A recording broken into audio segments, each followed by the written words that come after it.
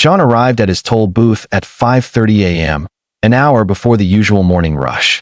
He wore a simple work jacket and a baseball cap. His hands were steady, but his stomach was full of butterflies. He turned on the security camera, its small red light glowing like a warning. He tested the metal arm. It swung down with a solid thunk, blocking the lane. There was no turning back now. The first customer arrived at 6:42 a.m. It was a man in a suit in a blue sedan, probably an early commuter. He slowed down, confused by the new structure. He rolled down his window. "Good morning," John said, his voice polite but firm. "This is the Liberty Lane private toll road. Access is $10, cash or card." The man stared. "This is a joke, right? I've used this cut-through for years." "New management," John said, pointing to the sign. The old access was closed by the HOA. "This is the alternative route." The man grumbled, looked at his watch, and hastily pulled a $10 bill from his wallet. "This is ridiculous," he muttered, driving off as the arm lifted. John's first official transaction. It felt like a small victory. The real chaos began at 7:15 a.m. A line of 5 cars formed. The second driver, a woman in a large SUV, refused to pay. "You can't do this. I live in Oakwood," she argued. "Then the fee is $20, as per the sign for HOA residents," John replied calmly. Her face turned red. She called him a thief. She insisted she would call the police. "Please do," John said, gesturing to the camera. "It will all be on record." She reversed angrily, turned around, and sped back toward the HOA's main gate, which was now miles out of her way. By 7:45 a.m., the line was 8 cars long. Honking started. People got out of their cars, shouting questions. John just pointed to the signs and repeated the rules. Some paid the $10 with furious shrugs. Many residents, seeing the $20 line, erupted in anger. One man tried to drive around the booth, but John had placed large, heavy rocks from his field just for that purpose. The man was forced to reverse back into line, humiliated. Then, at 8:10 a.m., what John both expected and feared happened. A county sheriff's cruiser pulled up, lights flashing. The line of cars parted like the Red Sea. Officer Miller, a man John knew vaguely from town, stepped out. The crowd fell silent, watching. "Morning, John," Officer Miller said, his tone neutral. "Getting some complaints about a blockade and unlawful charging." "No blockade, officer," John said. He had a folder ready. He handed over the permits, the LLC paperwork, the property deed highlighting his strip of land, and the private road agreement. "This is my private property. I am charging an access fee for use of my private road, which is my legal right. The HOA fenced off his historical access point right here." He pointed to a map. Officer Miller took his time. He looked at the documents, then at the booth, then at the long line of waiting cars. He got on his radio for a few minutes. The waiting was agony. Finally, he walked back. He handed the folder to John. "It looks like you've done your homework. This is a civil property dispute, not a criminal matter. I can't make you take this down." He spoke loud enough for the nearest drivers to hear. "My advice to all of you is to take it up with your HOA board. They created this situation." A wave of murmurs went through the crowd. The HOA created this. The words hung in the air. John saw the moment the blame shifted in people's eyes, from him, the man in the booth, to the board that had put up the fence. Officer Miller got in his car and drove away, exempt from the toll. The line was still there, but the energy had changed. People now paid with a look of dawning understanding, or at least redirected anger. They were late, they were inconvenienced, and it was their own HOA's fault. That evening, exhausted, John counted the day's take. It was a significant amount, but the real victory wasn't in the cash box. It was in the security footage he reviewed, the confusion, the anger, and finally, the moment people realized where the true problem lay. He knew this was just the beginning. The HOA would strike back harder. But for today, he had held his ground. The private citizen had stood against the board, and the law had stood with him. The battle for the road was now a public war. The seed of rebellion, planted in frustration, grew into a plan so perfectly logical it felt like a key sliding into a locked door. John didn't just want revenge. He wanted a solution built from the same legal bricks the HOA had used to wall him in. His countermove wouldn't be an angry shout, but a quiet, undeniable fact. He started not with construction, but with discovery. He spent days in the county records office, his fingers dusty from old plats and land grants. He wasn't a lawyer, but he learned to read the story the maps told. And there it was, the HOA's fatal flaw. Their beautiful, gated community road did not touch the county highway. Between the end of their pavement and the public asphalt lay a forgotten, 97-foot-long sliver of land, overgrown with scrub oak. And it was his. His grandfather had bought it decades ago for drainage rights. This was his battlefield. They had blocked his ranch road, but they depended on his dirt to reach the world. His next stop was not a lawyer's office, but the workshop of his old friend, Eli, a retired engineer. Over coffee, John laid out his plan. Eli listened, a slow grin spreading across his face. "So you're not just building a road," Eli said. "You're building a fact." Together, they designed not a simple booth, but a gateway. Using reclaimed timber and corrugated steel from his barn, they built a structure that looked both rustic and unavoidably official. It had a sloping roof, a sliding window, and a heavy, counterweighted crossing arm made from a railroad tie. It didn't look homemade. It looked institutional. The magic, however, was in the technology.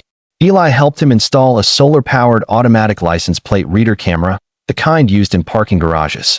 "It logs every car, date, and time," Eli explained. Next to it, a weatherproof touchscreen and card reader were mounted.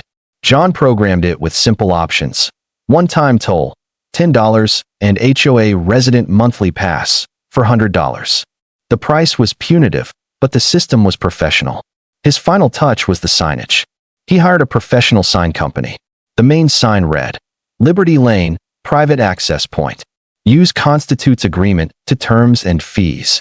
The terms, in smaller print, cited county road use ordinances. It was impenetrable, intimidating, and perfectly legal. The news broke on a Tuesday. John didn't announce it. He simply emailed a scanned copy of the land plat, his new Liberty Lane access terms and conditions, and a photo of the completed toll point to the HOA board and every resident whose email he could find. The subject line was, "Updated access information for Oakwood Estates." Silence for 2 hours. Then his phone erupted.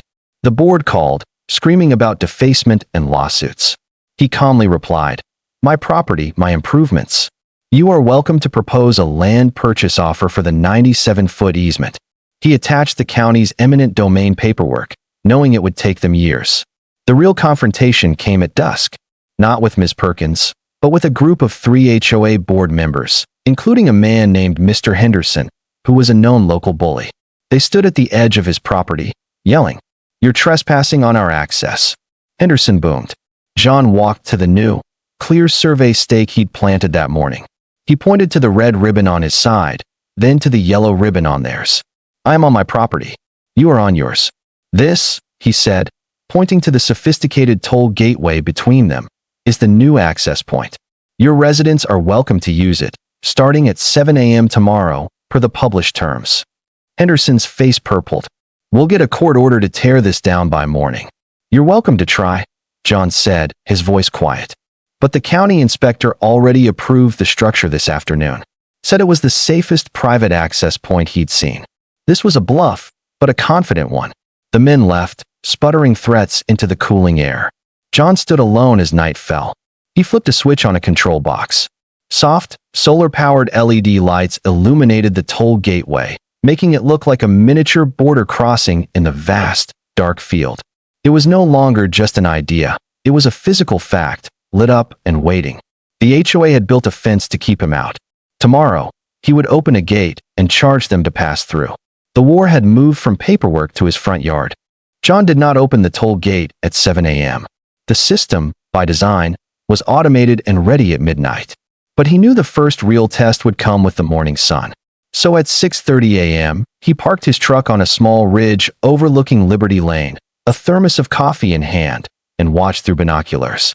He was a general observing the first movement of troops.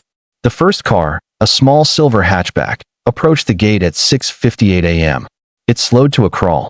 John could see the driver, a young woman, leaning forward, squinting at the touchscreen instructions. The arm was down. She paused for a full minute. Then, a look of resignation crossed her face. She tapped the screen, likely using a card. The license plate reader flashed. The arm lifted with a smooth hydraulic hiss. She drove through, on her way to work, $10 poorer but unimpeded. The second car, a large black SUV with an Oakwood Estates decal, was different. It stopped. The driver, a middle-aged man, got out. He walked up to the screen, read it, and then kicked the heavy railroad tie arm. It didn't budge. He kicked it again, shouting words John couldn't hear. He then got back in his SUV, reversed violently, and sped back toward the HOA's main entrance, a 15-minute detour now. By 7:30 a.m., a pattern emerged. Non-residents, those using the cut-through, paid the $10 with little more than an eye roll. They saw it as an inconvenient new fee, like increased bridge toll. But the Oakwood residents, the ones with the decals, were the spectacle. Some paid the exorbitant $10 single-trip fee in visible fury. Many more refused. They formed a chaotic, honking cluster on their side of the property line, arguing with each other, before one by one turning back. John's phone buzzed. It was a text from Eli, Systems Live. Got 7 payments, 23 plate scans of refusals. Data stream is beautiful. The victory was cold and digital. It was working. The storm arrived not with sirens, but in a white sedan. A local news reporter, a woman named Sarah with a determined look, and a cameraman got out. They didn't approach the gate. They started filming the scene.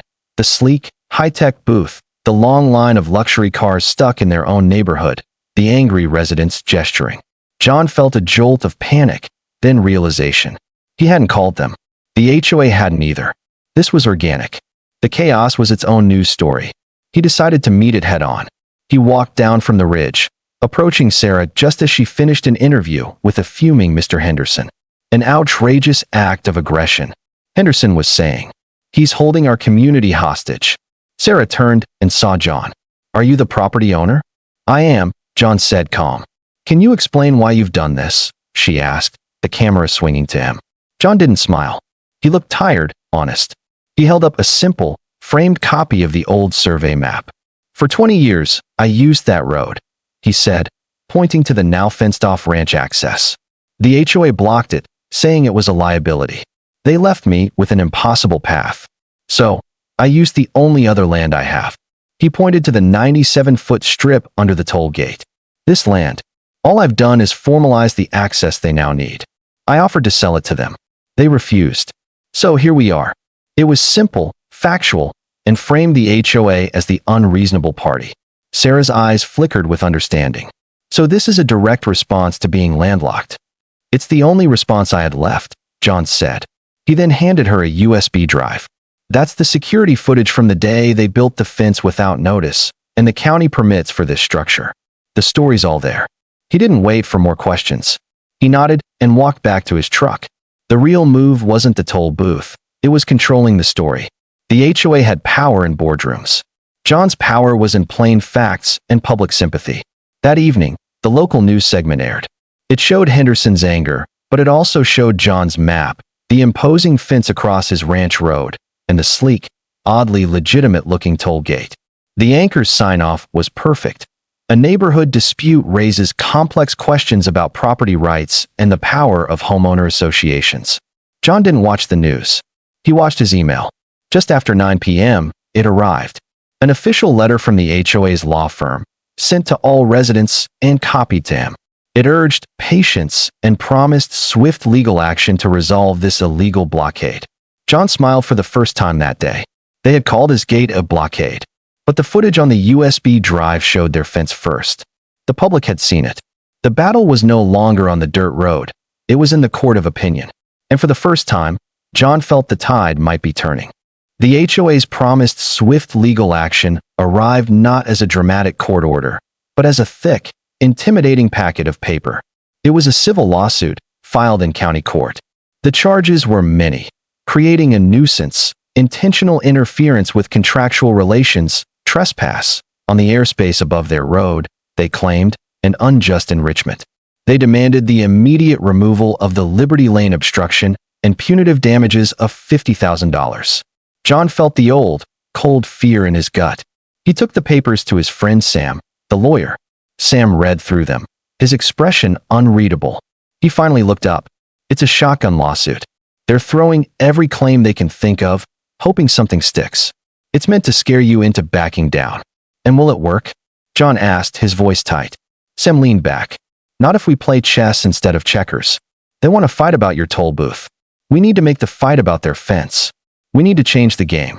Sam's strategy was brilliant in its simplicity. Instead of just defending against the HOA's lawsuit, they would file a countersuit. But not a small one. Sam proposed suing the Oakwood Estates HOA board members personally, not just the association, for tortious interference with property rights and economic advantage. The legal language was dense, but the meaning was clear. The board members, as individuals, could be held financially responsible for blocking John's ranch access, causing him real business losses. When you sue an association, you sue a pool of money, Sam explained. When you sue individuals, you sue their homes, their savings, their peace of mind. It makes things personal for them. John agreed. The next day, they filed the countersuit. The news, delivered by a process server to each board member's door, sent a shockwave through Oakwood Estates far greater than the toll booth ever had. The community's unified front began to crack. John and Eli's license plate reader had been quietly compiling data. They knew which households had paid the toll, which had refused, and which had bought the absurdly priced monthly pass. John, on Sam's advice, took a bold step. He wrote a plain, one-page letter and mailed it to every Oakwood address except the board members. The letter read, "To my neighbors in Oakwood Estates, you are likely aware of the dispute between myself and your HOA board. Their lawsuit seeks to remove my access gate. My counter-lawsuit holds the board members personally responsible for blocking my ranch road, which has cost me income. A long legal battle will cost the HOA, and therefore, you, through higher fees, tens of thousands of dollars, win or lose. Asterisk, there is a simpler solution. I will permanently donate the 97-foot Liberty Lane strip to the HOA for $1, in exchange for the removal of the fence blocking my original ranch access. This ends all lawsuits, removes the toll, and restores normal access for everyone. Asterisk. This offer is made directly to you, the homeowners. It requires a simple majority vote to instruct your board to accept it. Sincerely, John." It was a masterstroke. It reframed John not as an aggressor, but as a reasonable man offering a peace treaty. It placed the financial burden of the board's stubbornness squarely on the residents. And it bypassed the board entirely, appealing directly to the people whose lives were being disrupted. The reaction was swift, but not public. It happened in private Facebook groups, over backyard fences, and in hushed phone calls.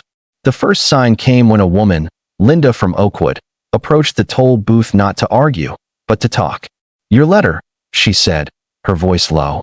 "Is that offer real?" "It is," John said. "A lot of us think it's more than fair. We're tired of the drama and the extra drive. But the board, they won't listen." "Then make them listen," John said gently. "You own your homes. They work for you." 2 days later, a certified letter arrived for John. It was from a new law firm, one he didn't recognize. His heart sank, thinking it was more legal trouble. He opened it carefully. The letterhead read, "On behalf of the concerned homeowners of Oakwood Estates, a voting bloc representing 58% of households." The letter stated that the group was formally petitioning for a special meeting to vote on John's proposal. It also requested that all legal action be paused pending the outcome of the vote. John read it twice, then looked out at the quiet toll booth. The arm was up. He'd stopped charging after sending the letter, a show of good faith. The HOA board had tried to isolate him. Instead, he had found their allies. The battle was no longer John versus the HOA. It was fast becoming the HOA versus its own people. The real power shift had begun, not in a courtroom, but in a mailbox. With the toll arm removed, Liberty Lane became a silent, powerful symbol. Cars flowed freely, a constant, visual reminder of the simple solution John offered. The board's Cold War tactics had backfired spectacularly. The anonymous friend sent 2 more notes, detailing the board's panic. Falling donations for the legal fund, a heated argument where 2 board members suggested accepting John's deal, and Perkins' desperate plan to hire a PR firm. John knew the board's last stronghold was control of information. He decided to shatter it. But he wouldn't do it himself. He would let their own residents do it for him. He asked Eli for one more tech favor. Together, they set up a live stream camera, solar-powered and wireless, focused on the two gates. One view showed his open, unimpeded Liberty Lane. The other, via a cleverly placed second camera, showed the HOA's own main gate, now sporting a bright new sign that read, "Access monitored. Unauthorized entry may result in fines." Bylaw 12.7. It was a petty, fortress-like response to their loss of control. John didn't host the stream. He created a simple, neutral website, oakwood-swatch.com. The homepage showed the two live feeds side by side. Below, in plain text, it stated, "A live look at the two access points to Oakwood Estates. Left, Liberty Lane, open, no charge. Right, Oakwood Main Gate, restricted, HOA residents only." He then anonymously shared the link in the community Facebook groups he knew were simmering with dissent. The effect was immediate and electric. For the residents, it was no longer about he said, she said. It was live, unedited video evidence. They could see their neighbors using John's smooth, open lane. They could see the unfriendly, forbidding sign on their own official gate. The contrast was a devastating piece of visual rhetoric. The stream became a local sensation. People tuned in to watch the quietest protest in history. A local radio host mentioned it as a real-time parable about power and access. The site's chat box filled with comments from Oakwood residents themselves, airing grievances about the board's arrogance, high fees, and now, this embarrassing stalemate. The board, realizing the PR disaster, made a fatal mistake. They sent their landscaping crew to erect a tall, vinyl screen in front of John's camera, blocking the view of Liberty Lane. They did it in the middle of the day. The other camera captured it all, the HOA's workers, in Oakwood Estates uniforms, trespassing on John's land to hide the evidence of his open gate. This clip, of the HOA actively hiding the open, free access, was pure gold. John downloaded it. So did dozens of residents watching the stream. It spread like wildfire. It was no longer a property dispute. It was a comic saga of petty tyranny. Memes were born. The local news did a follow-up, titled "The Gate Nobody is Allowed to See." The pressure reached a breaking point. The Concerned Homeowners Group, now representing over 70% of households, delivered an ultimatum to the board: hold the vote on John's proposal within 1 week, or face a simultaneous recall election for every board member. John received one final note from his mole. It was a single line on a piece of torn paper. "They are broken. The vote will happen. Thank you." The special meeting was announced. The board, defeated and outmaneuvered, had no choice. The ballot would have one question: shall the Oakwood Estates HOA accept John's offer to exchange the removal of the ranch access fence for ownership of the Liberty Lane property for $1, thereby settling all ongoing litigation? The night before the vote, John stood by his dormant toll booth. The live stream still ran. The vinyl screen had been torn down by an unknown party. The two gates were again visible to the world, one open, one guarded. He had never fired a legal shot or shouted an angry word. He had used a strip of dirt, some simple technology, and the truth of a live camera to turn a board's greatest asset, its closed community, into its own jury. The war wasn't won by a lawsuit or a toll. It was won by letting sunlight, in the most literal sense, disinfect the situation. Tomorrow, his neighbors would vote. For the first time, John allowed himself to believe that peace and his old ranch road were finally within reach. The day of the vote dawned not with drama, but with an unusual quiet. The Oakwood Estates clubhouse, usually reserved for board meetings and socials, was set up as a polling station. Residents filed in, their faces a mix of determination and weary relief. They were not just voting on a land swap. They were voting to end a chapter of chaos that had consumed their community. John did not go. He stayed on his ranch, tending to chores that had long been neglected. The waiting was a physical wait. His future was being decided by people he barely knew, in a room he was not allowed to enter. He kept the live stream open on his phone, not for views, but for the eerie stillness it showed. Both gates, his open lane, their official one, were quieter than usual, as if the neighborhood itself was holding its breath. At 4:07 p.m., his phone buzzed. It was a text from Linda, the woman from Oakwood who had first approached his booth. It contained a single, grainy photo from inside the clubhouse. It showed a whiteboard with the tally marks. The yes votes formed a dense, towering column. The no votes were a lonely, short cluster. Below, she had typed. It wasn't close. A formal email from the HOA's lawyer arrived an hour later. It was cold, professional, and utterly devoid of the hostility that had defined their every communication. It stated that the resolution had passed with 82% of the vote. Per the binding agreement, the HOA would remove the fence blocking his ranch access by week's end. Upon completion, he would sign over the deed to the Liberty Lane strip for $1, and all parties would drop all lawsuits. There was no apology, no admission of fault. It was a corporate surrender document. 3 days later, John watched from his porch as a different HOA crew arrived at the boundary line. This time, they came not with secrecy, but with work orders. They didn't look at him. They focused on the task, unbolting, cutting, and loading the chain-link fence that had started it all. The metal screamed as it was pulled from the posts, a sound far more satisfying than any courtroom victory. When the last panel was loaded onto a flatbed truck, revealing the old, familiar track winding into his pastures, John felt a surge of emotion so profound it stunned him. It was over. He drove his tractor down the path, the diesel engine chugging happily, kicking up the same dust it had for decades. The land felt whole again. The next morning, he met Ms. Perkins and a notary at the county clerk's office. The exchange was silent, efficient. He signed the quitclaim deed for the 97-foot strip. She handed him a single, crisp dollar bill. They did not shake hands. As she turned to leave, she paused, her eyes fixed on the floor. "It never had to be this difficult," she said, her voice barely a whisper. "You're right," John replied calmly. It didn't. He drove home and, with Eli's help, began dismantling the Liberty Lane toll booth. They saved the reclaimed wood. The high-tech gear was repurposed for ranch security. The private toll road sign was taken down. He kept it, a souvenir from a strange war. In its place, he planted a simple wooden post with 2 arrow signs. One arrow, pointing toward Oakwood Estates, read, "Neighborhood Access." The other, pointing down his old ranch road, read, "Home." The live stream site went dark. In its final frame, left up for a day, the 2 cameras showed a new symmetry. Both access points were now open, unobstructed roads leading to different places, under a shared, wide sky. The story spread as a modern fable, about a man who used a toll booth not to collect money, but to collect attention. About a board that learned authority is a loan from the people, not a possession. And about a simple truth. When you build a fence to trap someone, you often build the walls of your own cage. John's life returned to its quiet rhythm. But the ranch felt different now. The peace wasn't just the absence of conflict. It was a peace he had built himself, not from revenge, but from a stubborn, principled refusal to be erased. He had gotten his road back.